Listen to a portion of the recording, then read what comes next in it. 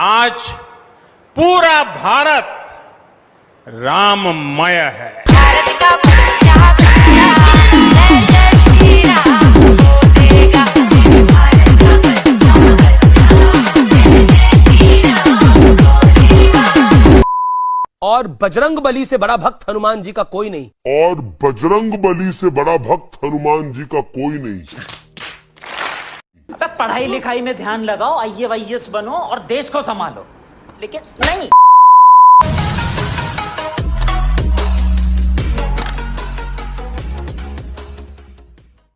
So well guys, कैसे हो आप सब। तो आज हम अपनी इस वीडियो में कंपेयर करने वाले हैं मार्क 50 को मार्क 49 से। तो मिस्टर फ्लेम से मैं हूं अनुभव and without wasting any more time let's begin the video.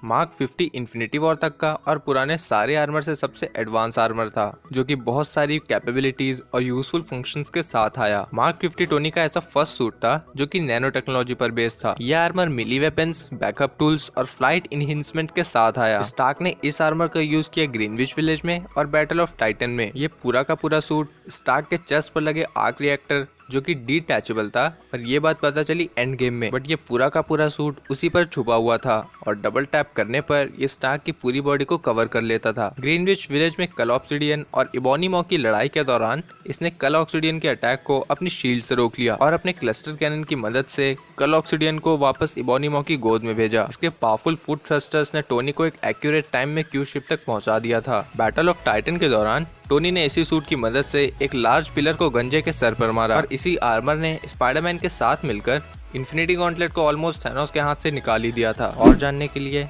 मेरी ये वाली वीडियो देख लो। आगे उसी बैटल ऑफ टाइटन के दौरान टोनी ने इसी सूट के मिसाइल्स, जैक हैमर्स, ट्रैप्स और रिपल्सर का यूज थैनोस के अगेंस्ट किया। तो रूसोस ने अपने एक इंटरव्यू में ये कहा था कि थैनोस की स्किन काफी ज्यादा हार्ड है, बट टोनी के मार्क 50 ने थैनोस की एक बूंद खून निकाल दिया। और लिटरली ये बहुत बड़ी बात है, क्योंकि MCU में ऐसे बहुत ही कम लोग हैं जो कि थैनोस को ब्लीड करवा पाए हैं। ये आर्मर हमारा फैन फेवरेट तब बना जब इसकी शील्ड ने पावर स्टोन के घातक अटैक को सह लिया। इस आर्मर की कैपेबिलिटीज में इंक्लूड थी flight, repulsors, missiles, unibeam, advance laser system, nanite manipulation, suit materialization, nanite relocation, foot thrusters, wings, shields, repulsor cannons, cluster cannons, blades जिसमें include the hand blade, energy blades, कटार, micro missiles, battering rams, power mallet, gauntlet constrain, clamps, zero cannons, glasses herd और heard.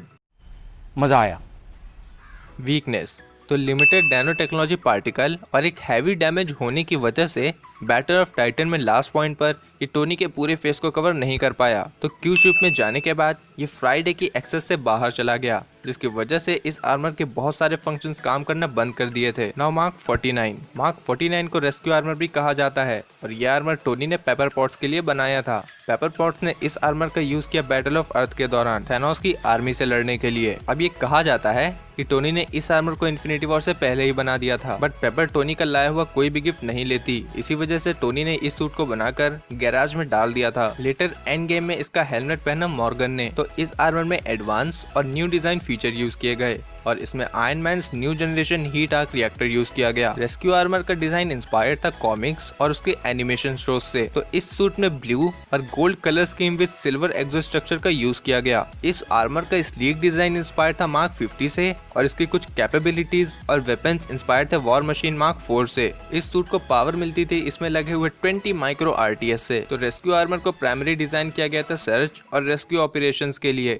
But क्योंकि इसमें गजब के weapons थे तो इसको कॉम्बैट के लिए भी यूटिलाइज किया जा सकता था। टोनी के हर आर्मर की तरह इसके कॉम्पोजिशन में भी गोल्ड और टाइटेनियम का एलॉय यूज किया गया, बट ये नैनोटेक फीचर्स को सपोर्ट नहीं करता था। इन्हीं सब चीजों के साथ इसके आर्मर फीचर्स में इंक्लूड थे कोलैप्सिबल हेलमेट, इंफ्रास्कैन। गजब की बात यह है कि यही इंफ्रास्कैन मार्क 50 में मिसिंग थे, बट ये इंफ्रास्कैन मार्क 85 में थे। Backpack unit, autonomous energy displacer centres. इसके वेपन्स में इंक्लूड थे रिपल्सर्स जो कि मार्क 85 लेवल के थे और ये रिपल्सर प्लाज्मा ब्लास्ट भी कर सकते थे, और यूनिबीम। अब इस सूट की सेंट्रीज इतनी ज्यादा पावरफुल थी कि इसने अपने एक सिंगल शॉट से नेक्रोक्राफ्ट को डिस्ट्रॉय किया था। यार इसकी कैपेबिलिटीज और वेपन्स देखकर ये बिल्कुल भी नहीं लगता कि ये सिर्फ रेस्क्यू ऑपरेशन के लिए डिजाइन किया गया होगा। So now comparison. टोनी का मार्क 50 नैनो टेक्नोलॉजी पर बेस्ड था, बट मार्क 49 में नैनो टेक्नोलॉजी मिसिंग थी, बट कुछ चीजें ऐसी थी जो कि हमें मार्क 50 में नहीं देखने को मिली, लाइक इंफ्रास्कैन और backpack unit. But the thing is mark 50 was the only armour which bleeds Thanos, और ये हमें नहीं भूलना चाहिए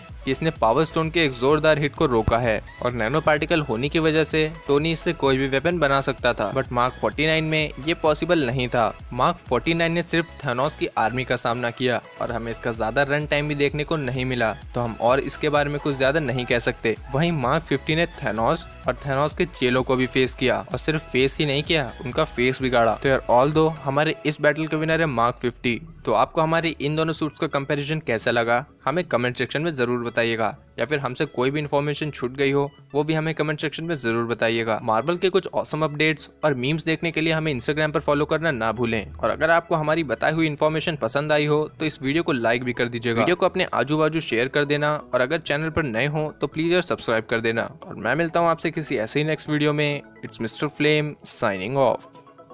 म्यूजिक